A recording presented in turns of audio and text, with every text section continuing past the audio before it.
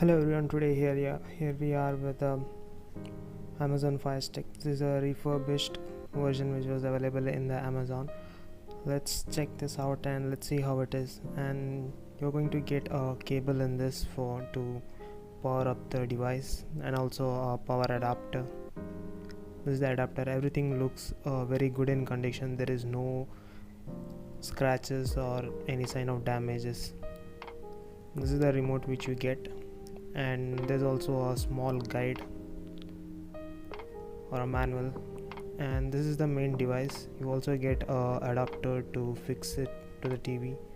You can use this long adapter to extend it. This is the adapter you get. You can fix this directly into the TV HDMI port, or you can use that adapter. And this is the remote which we get. You can connect this directly to the HDMI port in your TV.